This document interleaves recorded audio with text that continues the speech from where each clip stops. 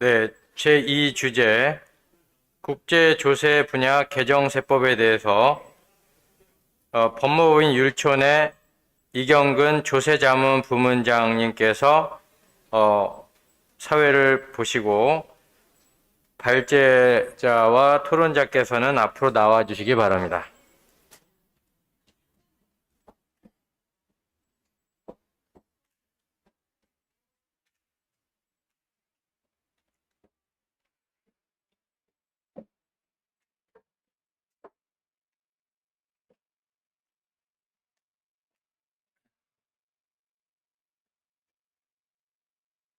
안녕하십니까.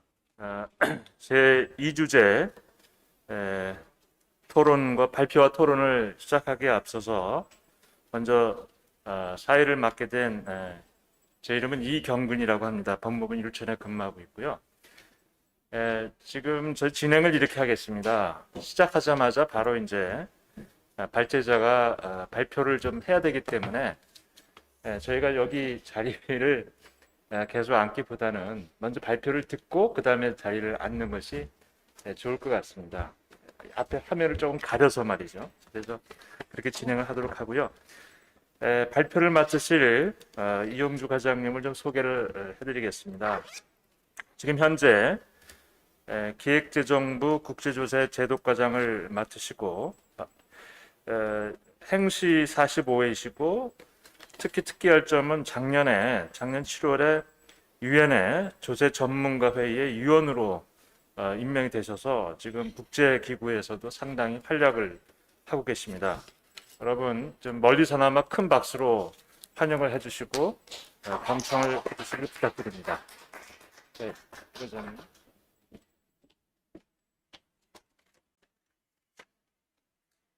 네, 인사드리겠습니다. 기재부 국제조세과장 이영주라고 합니다. 반갑습니다.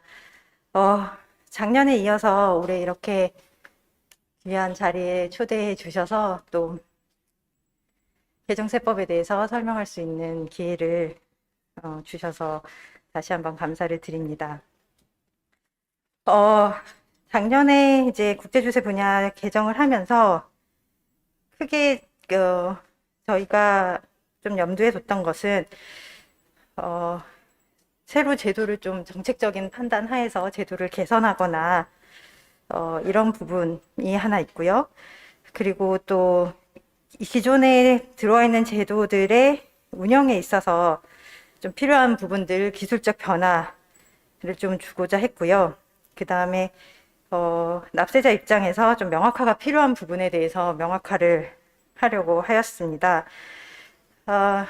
그래서 지금 준비된 자료는 저희 지난 12월에 국회에서 통과된 법률과 그 다음에 지금 아직 공표되지 않았지만 저희 1월 초에 발표하고 입법 예고가 끝난 곧 공표될 것으로 예상되는 시행령의 내용을 위주로 설명을 드리겠습니다.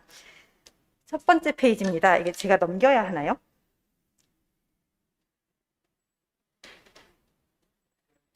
네.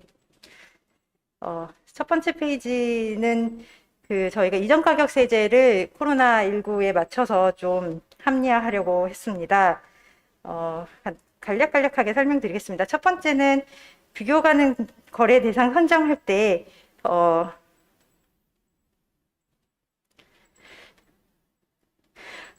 때 손실 발생 기업을 포함하도록 근거를 마련했습니다. 현재도 원칙적으로는 손실 발생 여부와 상관없이 비특수 관계자 간의 정상적인 가격이라고 인정되면 정상 가격으로 보아야 하지만 관행상 손실이 발생한 기업을 비교 가능 대상 거래에 포함하는 것이 일반적이지 않다고 받아들여진다고 저희가 봤고 그리고 이제 OECD에서 2020년 12월에 발행한 코로나19 관련한 가이드라인의 내용을 좀 참고하였습니다. 그래서 경기 침체 등 경제 상황에 따라서 손실이 발생한 기업도 비교 가능 거래 대상으로 선정 가능하도록 그렇게 근거를 마련했습니다. 두 번째도 비슷한 내용이긴 한데요. 두 번째는 정상원가 분담의 기준을 의해서 과세당국이 결정이나 경정을 할 때 이른바 불강력적 사유를 고려하도록 한 것입니다. 이 역시 그 OECD의 가이드라인을 좀 참고해서 반영하였습니다. 세 번째는 법사항은 아니었고 이번에 발표된 시행령과 앞으로 발표될 시행규칙의 일부 내용이 들어가게 될 내용입니다. 그래서 금융거래에 대한 이전가격 세제 합리화를 했고요. 그래서 첫 번째 보시면 저희가 정상 이자율의 경우에 현재는 그 세이프 하버로 그 왼쪽 표의 왼쪽 칸에 보시면 거래금액 및 국제금융시장의 실제 이자율을 고려하여 기획재정부령으로 정하는 이자율 이렇게 되어 있습니다. 근데 이것뿐만 아니라 재작년에 그 OECD에서 금융거래 관련한 또 추가 이전 가격 가이드라인을 발표했던 것을 저희가 좀 참고해서 그 현재 하나만 있는 그 간주 정상 가격 이자율 외에도 두 가지를 더 추가해서 정상 가격 이자율을 산정할 수 있도록 하였습니다. 그래서 그 하나는 기초금융자산에 연계된 신용위험을 반영한 신용부도 수합 계약의 가산율을 활용하여 계산한 이자율이고, 또 하나는 무위험 이자율의 무도위험, 유동성, 만기, 물가 상승률 등을 고려해서 산정한 가산율을 더하여 계산한 이자율입니다. 그래서 뭐 합리적인 경제적 모델이 있다면 그것을 활용할 수 있다, 이런 근거를 마련한 것입니다. 그리고 그 다음으로는 자금통합거래 정상가격 산출 방법을 신설하였습니다. 그 다국적 기업의 그룹 내에서 자금통합거래가 많지는 않지만 일부 사례가 있는 것으로 파악되었고요. 그리고 이미 OECD 이전 가격 지침에는 반영되어 있는 내용이어서 이번에 시행령을 하면서 저희가 신설하게 됐습니다. 그래서 OECD 이전 가격 지침에 있는 대로 그 통합계좌를 운영하는 방법을 두 가지로 나눠서 실제로 물리적인 통합계좌를 보유하고 있는 경우, 실제 물리적 통합계좌는 없지만 개념적으로 통합계좌를 관리하는 경우, 이렇게 두 가지 경우로 통합계좌를 다국적 기업 안에서 이용하고 있다면 그 통합계좌를 이용한 거래에 있어서도 정상가격을 산출할 수 있도록 그렇게 근거를 마련하였습니다. 네, 밑에 뭐 산출 방법은 읽어보시면 될 것 같습니다. 그리고 3번, 다음으로 있는 3번, 4번의 내용은 앞에서 설명드린 데서 기존에 그 있는 제도인데 운영하면서 좀 기준이 명확하지 않거나 기술적으로 보완해야 될 부분들을 보완한 것이라서요. 자료를 참고하시고 넘어가면 될 것 같습니다. 그 앞부분은 과소자본세제의 업종별 자산부채 배분 방법을 저희가 좀 명확한 것이고요. 두 번째는 그 소득 대비 과다이자의 조정 소득 금액 범위와 송금 불산입 순서를 구체화하였습니다. 기존의 그 과소자본세제에 있는 내용들을 대부분 비슷하게 가져온 내용입니다. 그다음에 다섯 번째로는 좀 큰 개정일 수는 있는데요. 그 특정 외국 법인을 통한 조세 회피에 대한 관리를 강화하려고 하였습니다. 이건 관련 두 꼭지는 작년 말에 다 국회를 통과한 내용이고요. 자, 첫 번째 보시면 그 특정 외국 법인의 그 유보소득 배당 간주제도에 있어서 세부담률 판정 기준이 이 제도가 시작된 이래로 크게 변하지 않고 15%로 유지되어 왔었습니다. 네, 이게 그동안에 국내 법인세율은 여러 차례 변화가 있었음에도 불구하고 그것에 연동되지 못하고 계속 유지되어 왔던 문제도 있고, 또 그 다른 나라들에 비해서 이 실제 발생 소득의 그 실효세율이겠죠. 실효세율이 15% 정도 되는 게 좀 낮다라고 판단을 하여서 저희가 지금 두 가지를 다 고려해서 기준 자체를 국내 법인세 최고 세율의 70% 이하라고 정했고요. 이렇게 함으로 인해서 국내 법인세율이 변화하면 그거에 따라서 세부담률, CFC 세부담률 판정 기준도 함께 연동되어 조정될 수 있도록 하였고, 현재 최고 세율을 감안할 때 지금 현행의 15%에서 그 세부담률 판정 기준은 17.5%로 상향 조정되는 그런 효과가 있었습니다. 그리고 두 번째는 신탁을 이용한 해외 소득 이전을 방지하고자 하였고요. 그래서 재작년에 법인과세 신탁을 가져오면서 저희가 법인과세 신탁과 유사한 어떤 엔터티를 통해서 그 엔터티와 같은 특정 외국법인이 있다면 그것도 역시 CFC의 범위에 포함하도록 하겠다. 이런 내용으로 개정을 하였습니다. 다음은 해외 부동산에 대한 자료 유치 제출 의무를 강화하였습니다. 현재는 그 취득이나 투자 운용 처분할 때에 제출을 하도록 되어 있는 것을 보유 내역까지 제출하도록 하였습니다. 다만 과태료 부과는 1년을 유예하였습니다.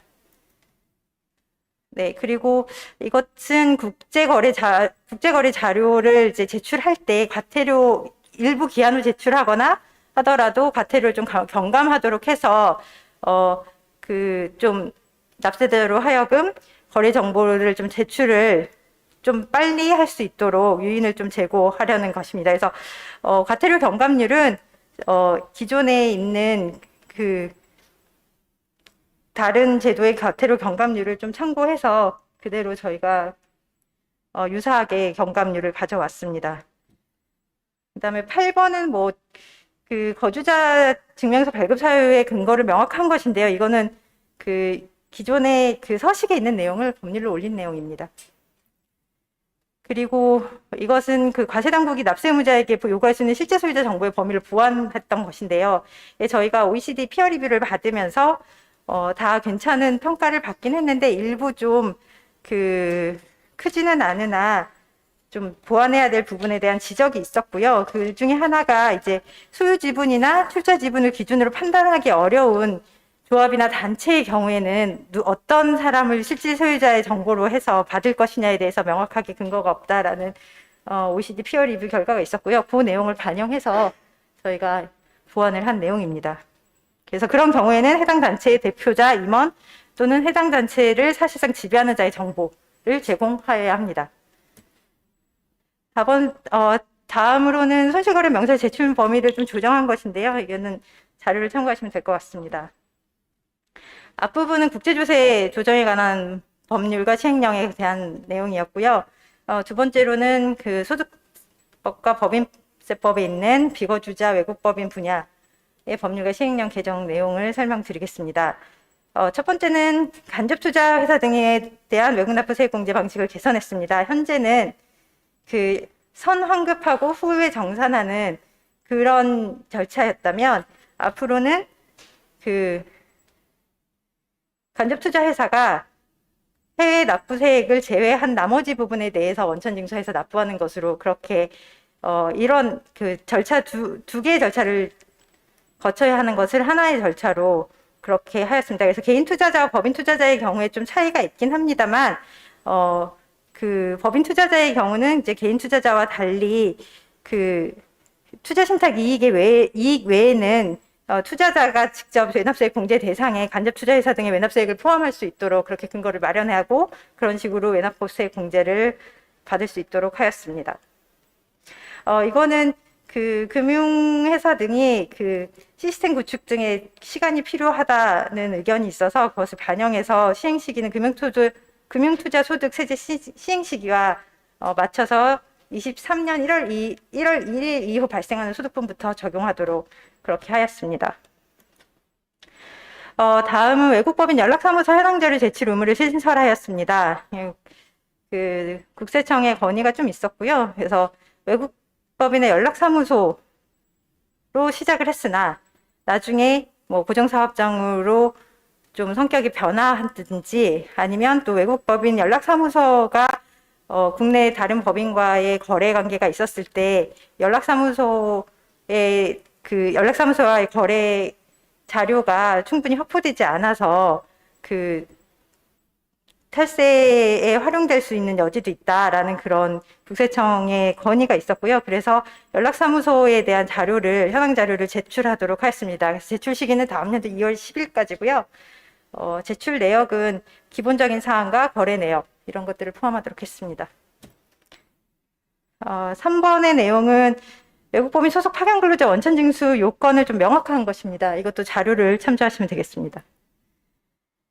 그리고 네 번째도 앞서 말씀드린 대로 그 저희가 좀 명확화하고 또 이거는 납세자의 좀 편의를 좀 봐주는 그런 차원에서 저희가 제도를 개선했습니다. 그 해외 투자 단체 뭐 ECCK나 암참 등에서 지속적으로 건의가 들어왔던 내용이었고요. 그래서 지금 그 표의 오른쪽에 있는 두 가지 요건을 충족하는 경우에는 그 단체 구성원 1인이 일괄해서 소득신고를 할 수 있도록 그렇게 좀 소득신고 절차를 간소화한 내용입니다. 그다음에 다섯 번째는 국외투자기구 특례 실질 귀속자 간주 요건과 조세조약 간 관계를 좀 명확하였습니다.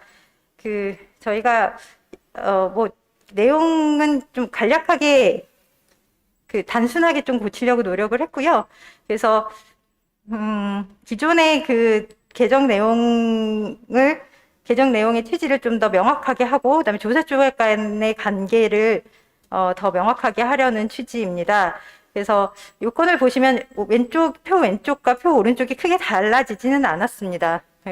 좀 더 명확화하는 내용으로 보시면 될 것 같고요. 그래서 첫 번째 동그라미 1번을 보시면 기존은 그냥 국외투자기구가 납세 의무를 부담할 것 이렇게 되어 있는데, 이 납세 의무를 부담할 것의 납세 의무 부담이 어떤 의미냐, 실제로 그 세금을 지급하는 것을 의미하는 거냐, 아니면 명목적으로라도 납세 의무가 있는 자로 되어 있으면 되는 것이냐에 좀 논란이 있다고 했고요. 그래서 이것은 조세조약상 설립국의 거주자에 해당하면 되는 것이다 라고 저희가 하였고, 조세조약에 따르면 거주자는 납세 의무가 있는 개인 또는 법인에 해당하기 때문에 사실은 기존의 현행법의 내용을 좀 더 명확한 것입니다. 두 번째도 마찬가지고요. 두 번째는 좀 풀어서 설명해 놨다면, 저희는 나항을 말씀드리는 건데요. 나항의 같은 경우에는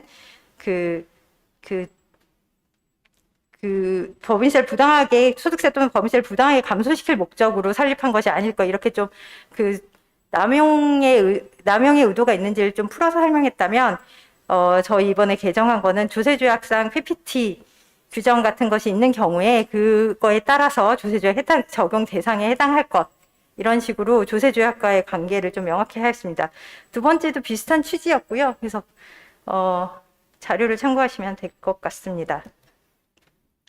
이 5번의 1번과 5번의 2번은 사실 올해부터 과세하기로 했던 가상자산 소득에 대한 과세를 1년 유예한 내용과, 1년 유예하면서 저희가 비거주자 외국법인의 원천징수를 작년에 정한 것에서 좀 더 가상자산 사업자들과의 논의 과정에서 필요하다고 생각하는 부분을 좀 명확화했습니다. 기술적인 부분이어서요. 예, 그냥 자료를 참고하시면 될 것 같습니다. 네, 설명은 여기까지 하겠습니다. 감사합니다.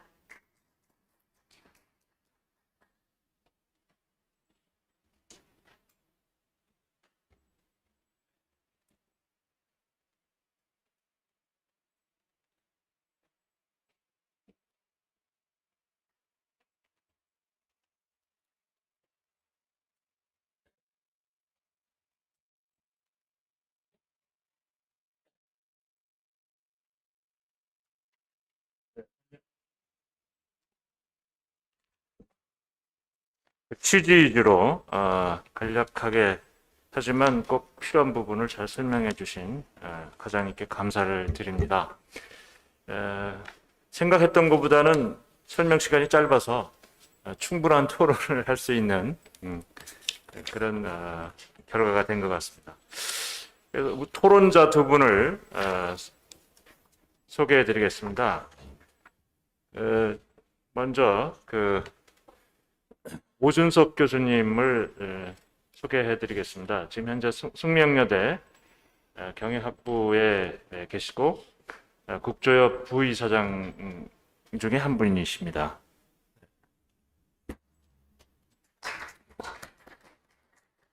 다음 토론자를 소개해 드리겠습니다.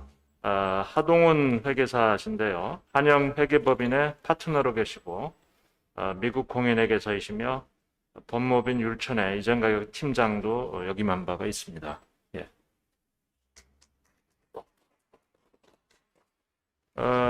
지금 사실 저희가 좀 토론 시간이 좀 넉넉해서요.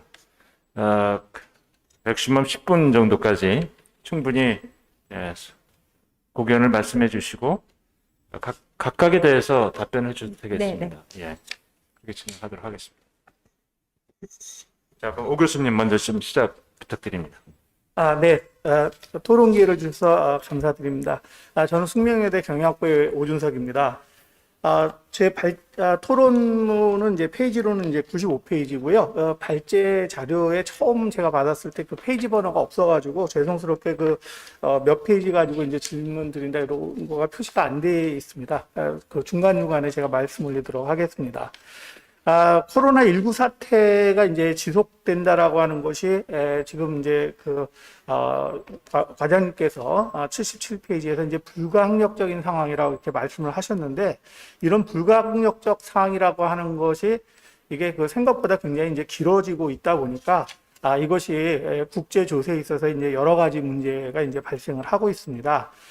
특히 이제 입국 금지 조치라든지 격리 기간에 이제 환승을 하는 과정에서 이제 PCR 검사의 유효 기간이 지나다 보니까 거기에서 환승 통로에서 이제 오랫동안 잡혀 있고 그것이 이제 황당하게 이제 락다운하고 연결되다 보니까 비거주자의 거주자 문제가 발생을 하기도 하고요. 이게 이제 우리나라에도 이제 구체적인 사례가 있습니다만, 이제 외국법인 고용인을 통한 용역 기간이 예상치 못하고 이제 길어지다 보니까 이것이 이제 고정사업장이 되는 등의 소득과세 체계에 대한 현장에서 많은 돌발 상황이 지금 발생을 하고 있습니다. 더군다나 최근 들어가지고 필라 1과 필라 2가 이제 도입되는 시기이기 때문에 아마 국제조세 분야에 있어서는 대변혁이 일어나지 않을까 이렇게 생각을 합니다. 저는 과거서부터 이제 지금까지 외국인 투자지원센터에서 주로 상대하는 기업들이 인바운드 외투 기업들이 되겠습니다. 그래 지금 이제 과장님께서 이제 암참 얘기도 해주셨습니다만, 저 역시 이제 주로 이제 암참이라든지 여러 가지 이제 뭐 유럽 상공회의소라든지 이런 분들의 이제 이야기들을 이제 많이 듣고, 또 이제 아웃바운드로 이제 최근 들어서 이제 우리나라 기업들이 많이 나가고 있기 때문에 이런 기업들이 지금 코로나 사태로 인해서 발생하는 여러 가지 문제들을 갖다가 들었고요. 그것들을 정리해가지고 크게 한 3가지 정도 말씀을 올리고 고견을 여쭙고자 합니다. 첫 번째는 우리 자료로 보게 되면은 조금 이제 애매한데 대충 한 77페이지 이후에 있는 내용이 되는데요. 해외 현지 파견 인력의 인건비 지급 문제에 대해서 이제 최근에 구체적인 사례가 있었습니다. 하지만은 이게 이제 글로벌 공급망에 대한 관리 감독과 기술 컨설팅이 병행되는 상황에서 코로나 사태가 터지고 돌발적으로 이제 체류 장기화가 이제 발생을 했고요. 현재 OECD TP 가이드라인만으로는 조세의 불확실성이 굉장히 크다. 그리고 이런 문제가 이제 앞으로도 이제 계속적으로 이제 발생할 수가 있는데, 이런 부분들에 대해서 국제조세 제도적으로는 어떻게 이제 구비가 되는지, 또 이런 것에 대해서 이제 혹시 반영할 계획을 갖고 계신지 여쭙습니다. 그 다음에 아직은 이제 필라 2가 모델 조약이 나오지 않은 상황이기 때문에 이제 여러 가지 이제 문제가 있는데, 그 중에서도 이제 이전 가격 조정에 대한 문제가 이게 기업들이 굉장히 많이 호소하고 있습니다. 선적 기일이 변경이 된다거나 지연이 되고 이렇게 되다 보니까 특히 이제 문제가 되는 것이 뭐냐면은 이 사전 또는 이제 사후에 있어서의 기존 정상 가격의 감액 또는 이제 증액 조정의 이제 상황이 발생을 하고 있습니다. 그래서 이제 이러한 원부자재에 있어서의 사전 또는 사후 조정이 되는 경우에는 이게 이제 관세에 영향을 미칩니다. 그렇게 되다 보니까 관세법 시행령 16조에 따라 가지고 만약에 감액이 되는 경우에는 이제 여러 가지 이제 조정 계획서를 제출하는 등에 의해 가지고 수익 가격을 갖다가 이제 인정을 받습니다. 근데 증액이 되는 경우에 있어서는 그 어떤 전제 없이 바로 자동적으로 이제 그 증액 부분에 대해서 이제 관세를 부과받는데 이 부분에 대해서도 좀 그 균형을 맞춰야 되지 않느냐라고 하는 그런 문제가 있습니다. 그래서 이런 부분들에 대해서 좀 한번 그 의견을 여쭙고자 합니다. 그다음에 이제 우리 자료로는 이제 91페이지에 해당되는 것이 이제 마지막으로 이제 추가적으로 여쭙고자 하는 건데 납세 협력 비용에 관한 내용이 되겠고요. 지속적으로 암참에서 이제 제가 이제 소속돼 있는 곳에도 많은 그 요구가 있습니다. 특히 이제 이 법인 아닌 그 기관에 대해서 좀 제발 좀 납세 협력 비용을 좀 줄여달라.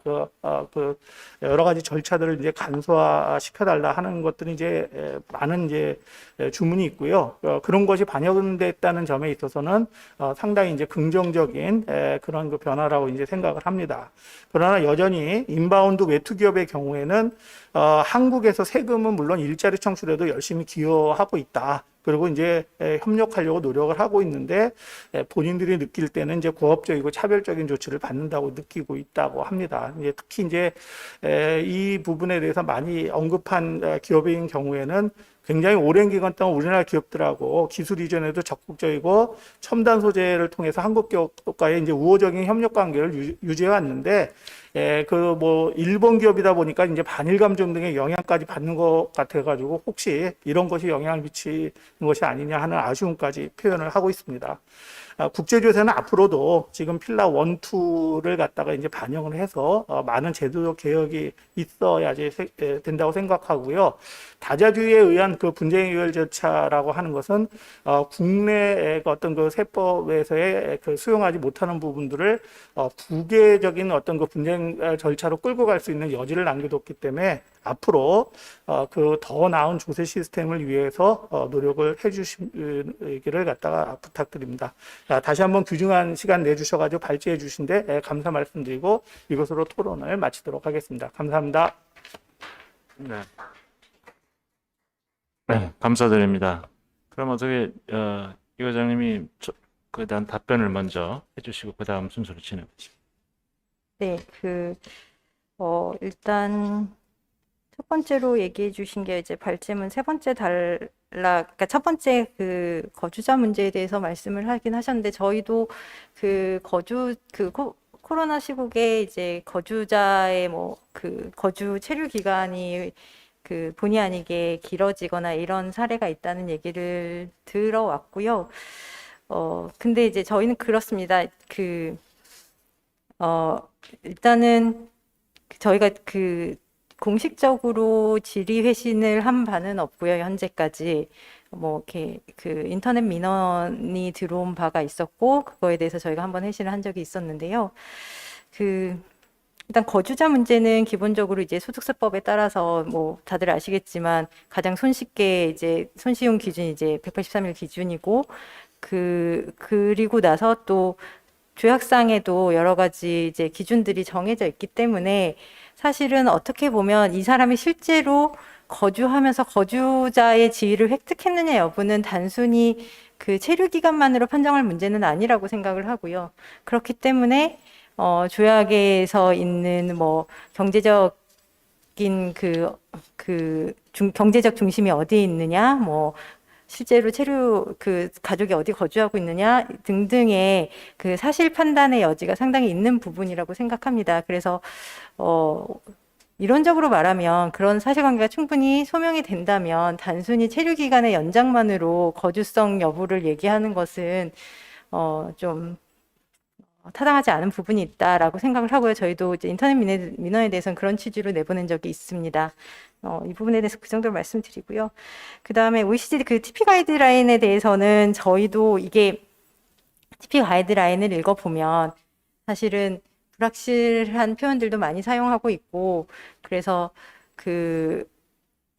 불확실성이 존재할 수밖에 없는 영역이라고 저희는 봅니다. 그래서 최대한 올해 저희 개정안도 저희는 나름대로 노력을 한 것인데 코로나 상황에서 여러 법인이나 이렇게 어려움을 겪을 수 있고 그 어려움을 과세 당국이 법에 근거가 없다는 이유로 외면하거나 이러지 말라는 취지로 저희가 어떤 그 손실 기업을 이제 그 비교 대상에 넣어라. 그리고 불가항력을 좀 인정해 줘라라는 식의 저희가 근거를 마련했던 것이고요. 근데 다만 이거를 얼마나 확실하게 할 수 있느냐는 굉장히 뭐 앞서 말씀드린 대로 저희가 좀 그렇게밖에 말씀드릴 수 없는 거가 좀 송구하긴 하지만 TP 역시 좀 그 실제 개별 케이스별로 판단해야 될 영역이 상당히 있다라고 생각합니다. 그래서 저희가 제도적으로 할 수 있는 부분은 올해 저희가 좀 했듯이 어떤 납세자가 좀 주장할 수 있는 이건 내가 우리가 불가피하게 손실이 발생한 거다. 우리에게 불가항력적인 사유가 있었다라고 주장할 수 있는 근거를 마련해 주고 또 필요하다면 또 다른 어떤 납세자가 주장할 수 있는 근거를 좀 쌓아가는 게 필요하지 않을까. 근데 다만 그 근거들이 저희가 법기술적으로 가능한 부분이어야 하겠다. 이런 생각은 좀 듭니다. 그리고 그 관세 관련한 부분은 사실 이게 제가 말씀드릴 수 있는 부분인지 제가 조금, 어려운 부분인 것 같고요. 그래서 이 부분은 일단 저희도, 뭐 좀, 그 납세자 입장에서 좀 어찌 보면 좀 불합리하고 억울하다고 받아들일 수 있는 부분이 있다라는 것은 저희가 뭐 그 논리적으로 이해가 안 되는 부분은 아닌 것 같고요. 다만 이제 이게 관세 쪽하고의 같이 검토가 필요한 부분이다. 이 정도만 말씀드릴 수 있을 것 같습니다.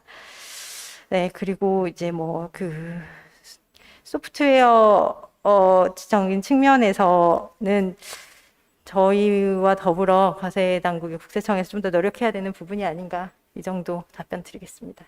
네. 답변 감사드립니다. 예. 그럼 이어서 하동훈 회계사님 토론 부탁드리겠습니다. 네, 안녕하십니까. 두 번째 토론 발표자인 한영회계법인의 이정아이팀 파트너 하동훈입니다.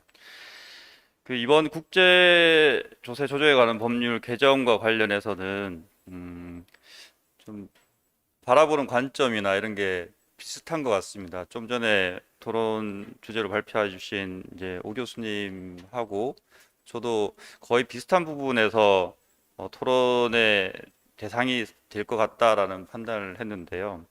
우선 그 내용을 저의 이제 토론 방향에 대해서 간단하게 말씀을 드리겠습니다. 우선은 국조법 관련해서 올해 제가 아무래도 이전 가격 쪽을 업무를 하다 보니까 이전 가격 관련해서 국조법 개정 사항을 좀 말씀드리고자 합니다. 우선 올해 이전 가격 관련된 주요 개정 사항을 보면 크게 한 5가지 정도로 구분이 되는 것 같습니다. 우선은 이제 특수관계자 간 금전대차 거래에 적용되는 정상 이자율을 이제 납세자가 판단하기 위해서 좀 더 폭넓게 선택할 수 있도록 했던 부분이 있는 것 같고요. 그다음에 OECD 가이드라인에 적용되고 있는 자금 통합 거래, 그러니까 캐시풀링과 관련된 제도가 이제 신설된 것 같고요. 그다음에 코비드-19 이 코로나19의 상황에 대해서 이전 가격 관점에서 특별하게 고려가 돼야 될 부분을 이제 우리 법조항에 이제 반영을 하신 것 같습니다. 그리고 아까 과장님께서 발표하신 내용은 포함되어 있지 않았는데 이제 국세와 과세 조정 방안에 대해서 우리 기존에 이제 과세조정심의위원회를 폐지를 하고 새로운 이제 협의회를 구성하는 그런 부분이 있는 것 같고요. 네, 국제 거래 관련해서 자료를 좀 기한 내에 제출하지 못하더라도 사후적으로 제출하더라도 그 시기에 따라서 과태료를 경감해주는 그런 제도가 들어온 것 같습니다. 이게 전반적으로 올해 국조법 개정 내용을 보면 특히 이전 가격 관련의 개정 방향을 보면 납세자의 편의를 제공하고 그다음에 OECD 가이드라인에 제정이 되어 있으나 미처 국조법에 반영이 되지 않은 그런 사항들에 대해서 국조법 체계의 확장과 개선 뭐 이런 개념으로 보여집니다. 예를 들면은 이제 아까 말씀드렸던 캐시풀링 제도가 포함이 된 것 같고요.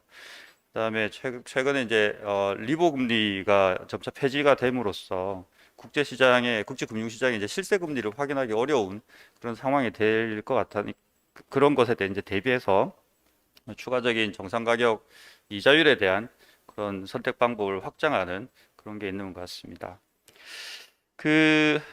이런 어떤 납세자의 편의를 제공하고 그다음에 국조법 체계 확장 이런 측면에서는 개정 방향이 되게 저는 좋은 방향으로 가고 있다라는 개인적인 생각입니다만은 이번 올해 개정 내용 중에서 제가 두 가지 정도는 아까 오 교수님께서 말씀하셨던 부분하고 상당 부분 겹치긴 합니다만 두 가지 부분에 대해서 한번 말씀을 드리고자 합니다.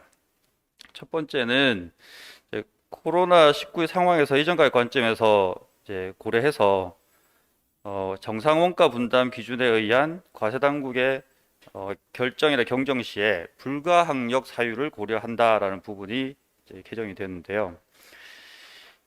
이때 이 불가항력이라는 표현이 저는 좀 아까 이제 과장님께서도 첫 번째 토론문에 대한 토론 내용에 대한 답변을 하시면서 상황적인 어쩔 수 없음 혹은 국조법이 가지고 있는 이런 한계에 대해서 말씀을 주셨습니다만은 이게 우리나라 국조법이 기본적으로는 OECD 가이드라인이라는 지침서를 바탕으로 국제조세 조정에 관한 법률이라는 게 법률로 들어와 있기 때문에 상당 부분 이 불확실성이 존재를 할 수밖에 없는 부분이고 그렇다 보니까 이게 판단이나 해석이 납세자나 과세당국 측면에서 굉장히 어떤 여지가 굉장히 큰 부분이 남아 있는 것 같습니다. 근데 그 부분이 아무리 가이드라인 국조법이 TP 가이드라인을 통해서 가지고 왔다고 해도 정부 혹은 기재부나 뭐 이런 정부 쪽에서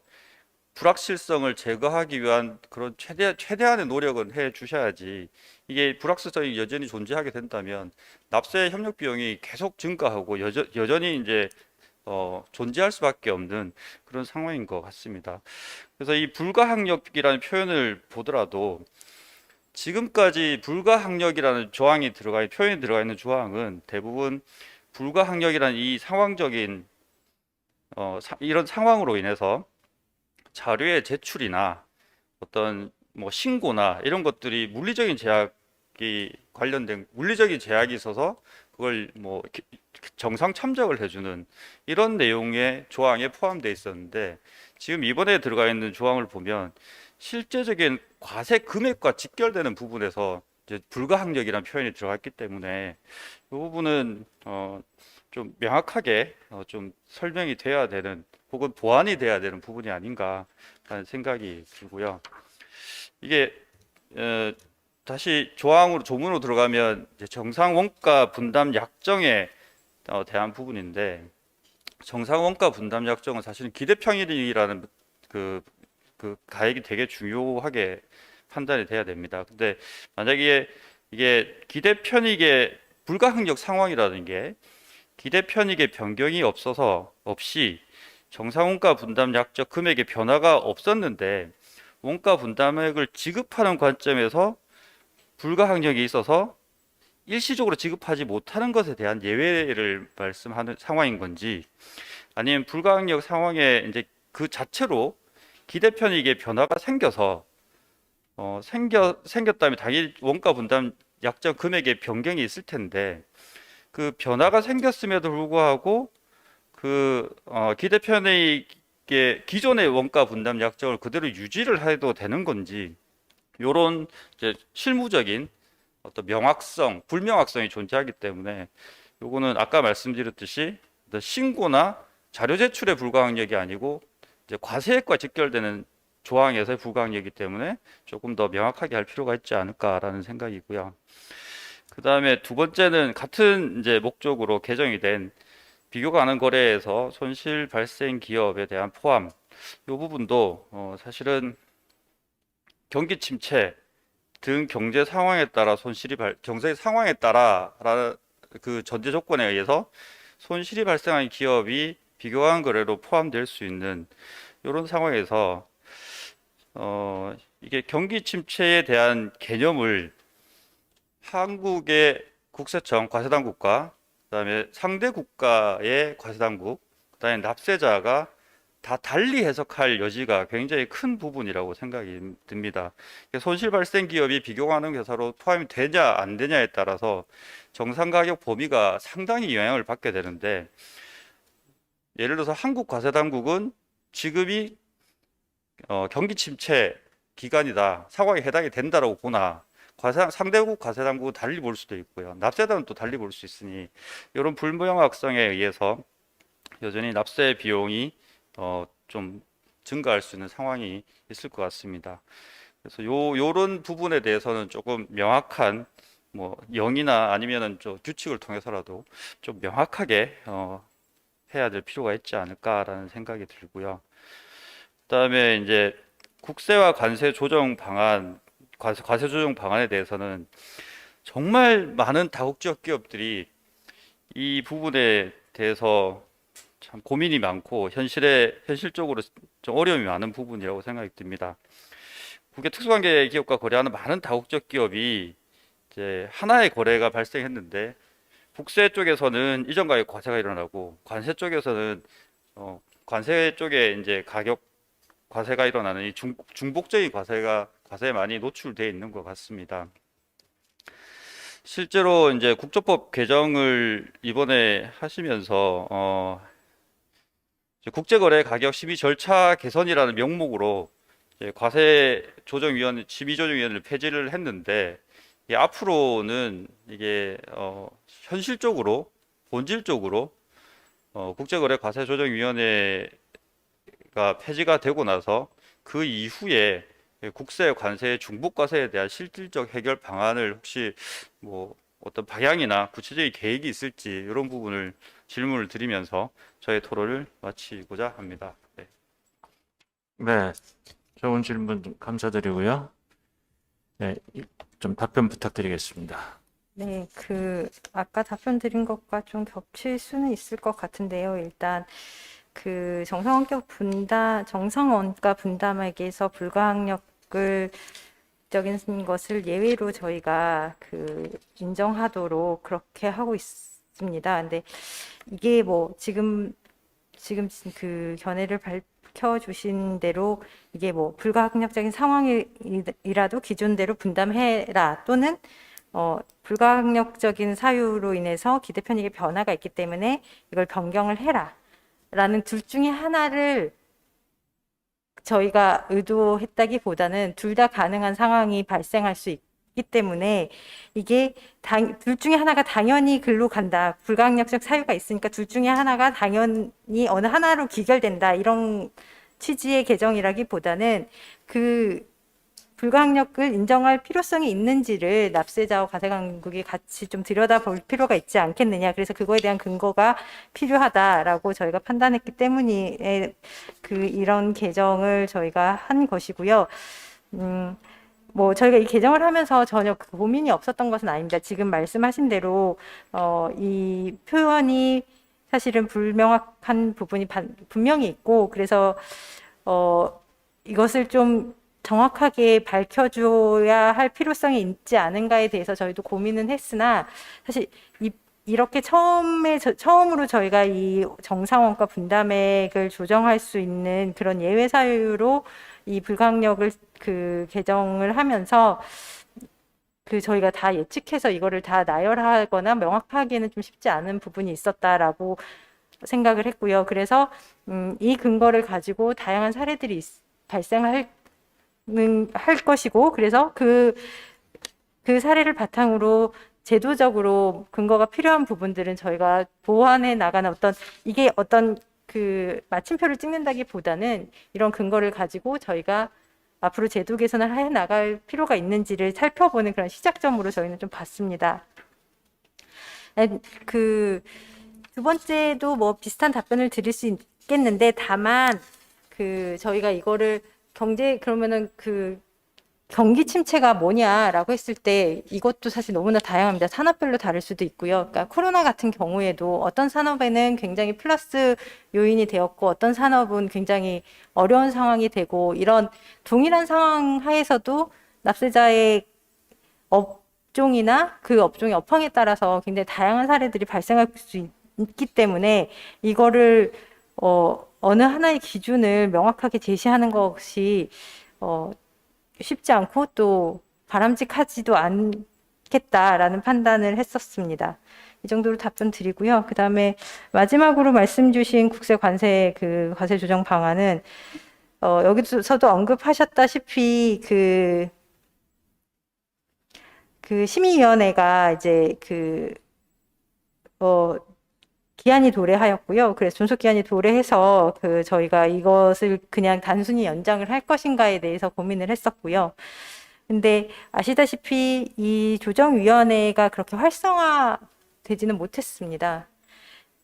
그런 상황에서 위원회라는 어떤 명목적인 기구를 존속하는 것이 큰 의미가 있지 않을 것이라고 판단을 했고요. 그다음에 이것은 위원회의 존속 여부가 문제가 아니라 이 국세 관세를 조정하는 것이 현실적으로 가능한가의 문제가 더 근본적으로 있다라고 봤습니다.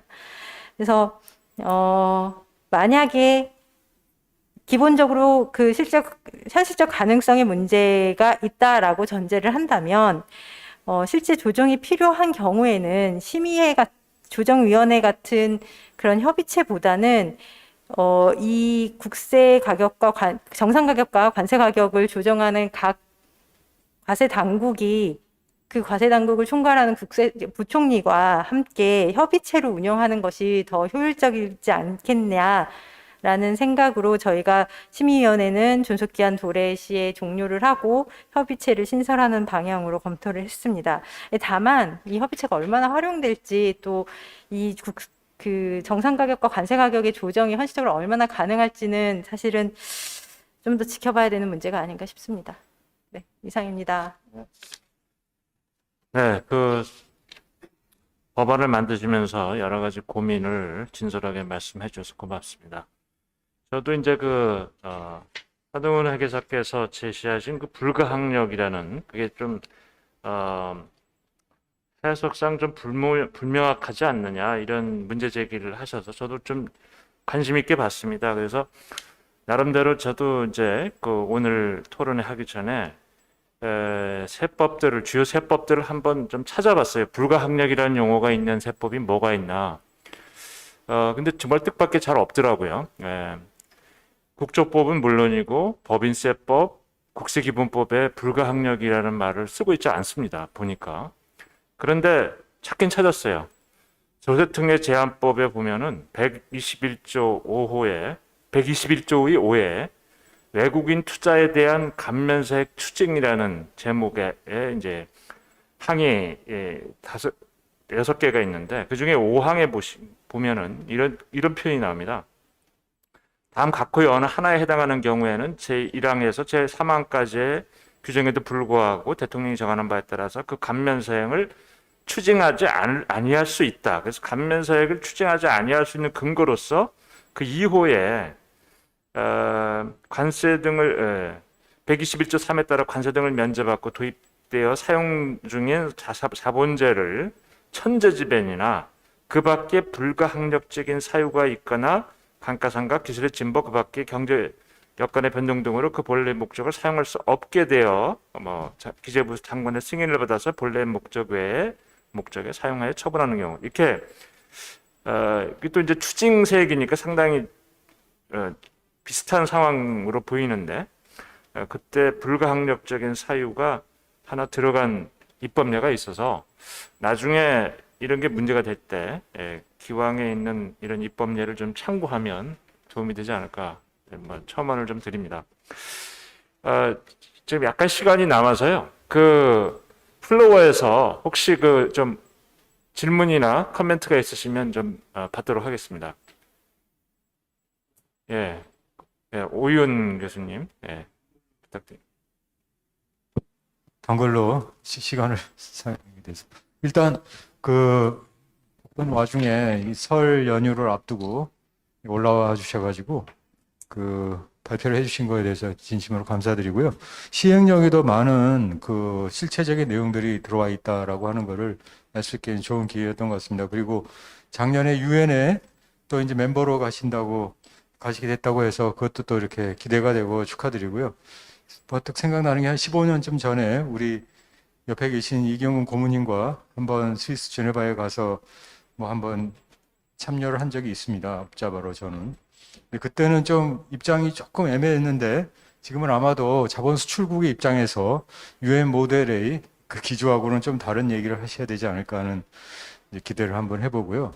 시간을 썼습니다만 저기 발표하신 거기에 국조령 11조 2의 신설하는 부분에 예, 자금 통합 거래, 캐시 풀링에 대해서 이제 들어와 있다 이게 봤는데요.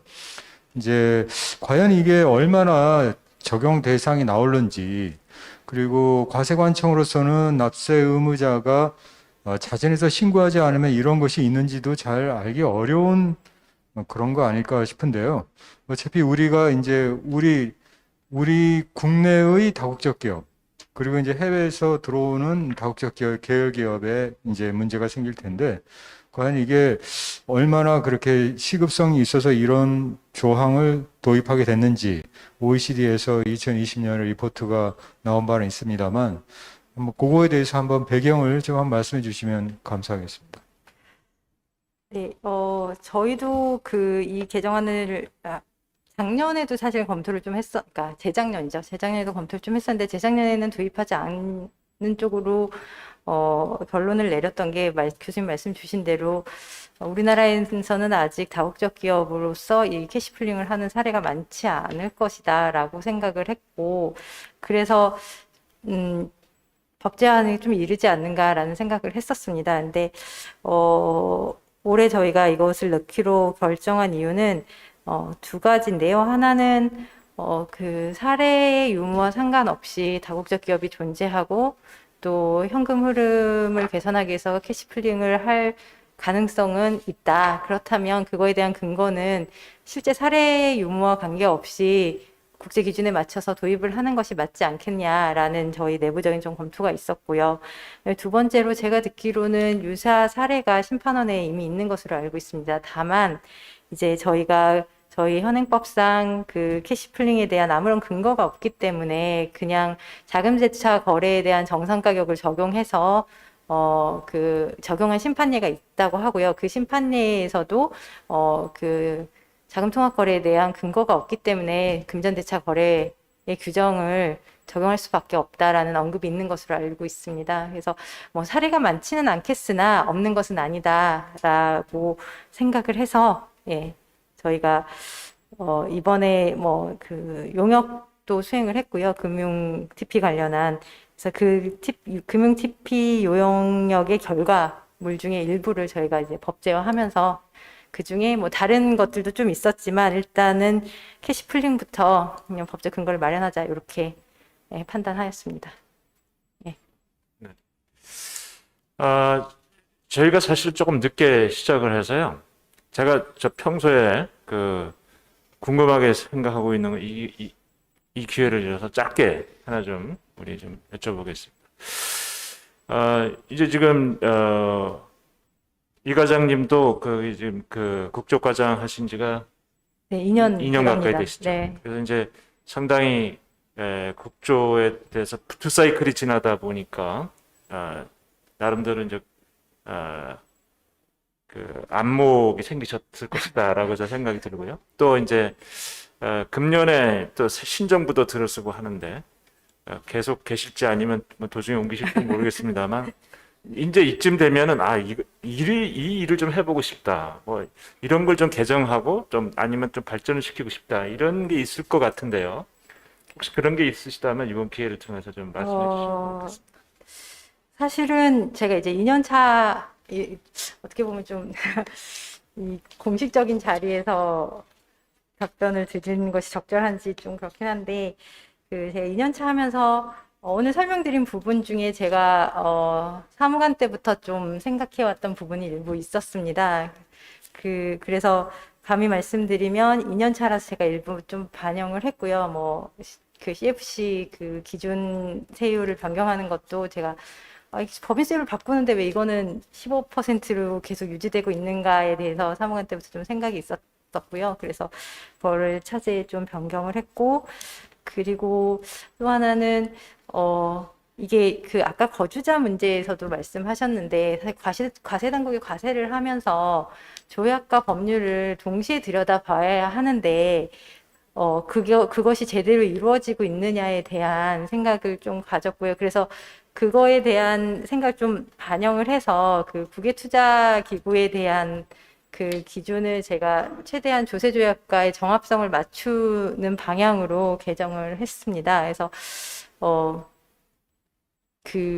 제가 국조과장이 어차피 저희가 2년짜리 자리여서 올해 개정안까지 제가 만들 가능성은 높지 않으나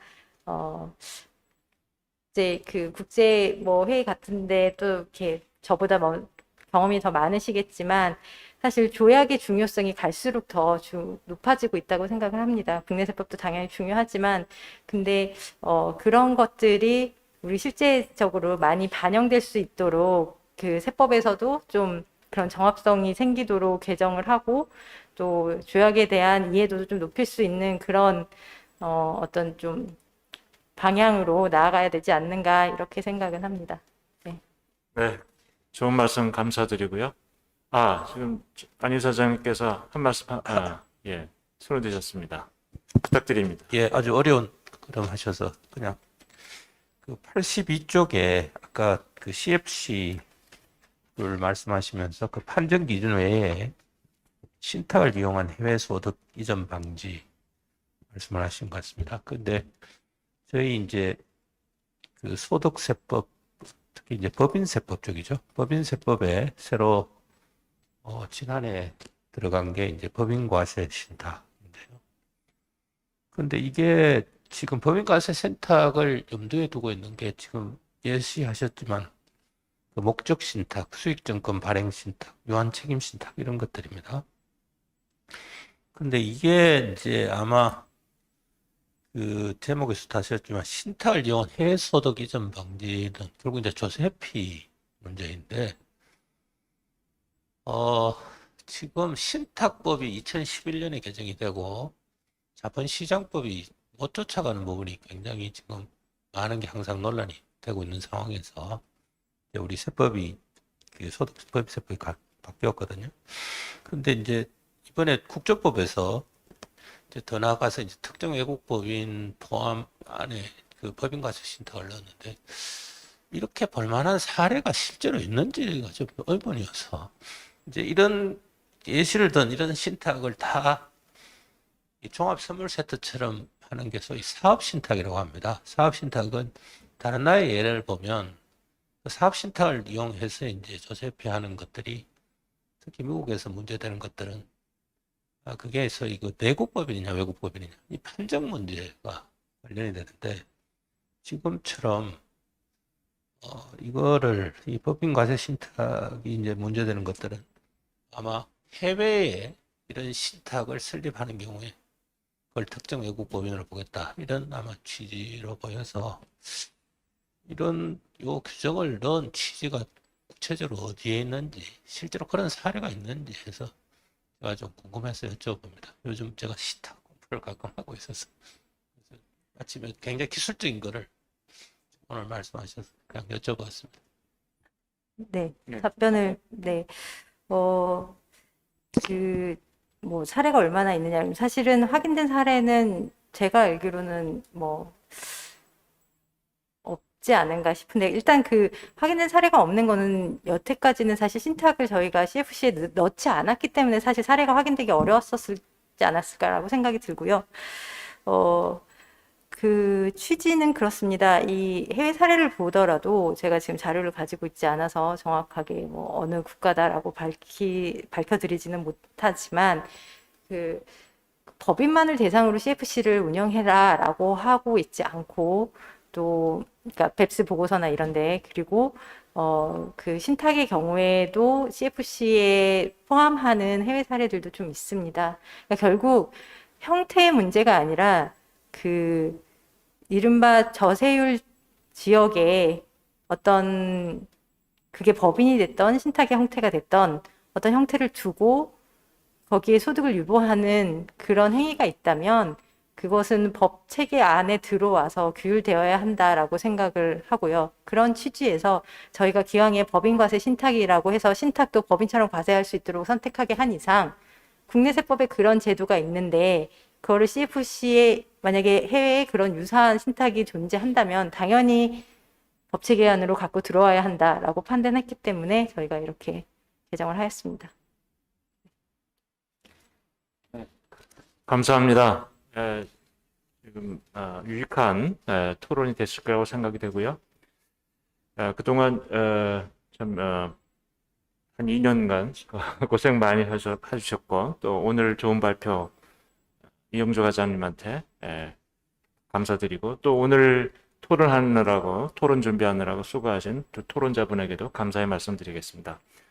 그동안 경청을 해줘서 여러분 감사합니다. 이것으로 이 주제 발표와 토론을 모두 마치겠습니다. 감사합니다. 네, 큰 박수 부탁드리겠습니다.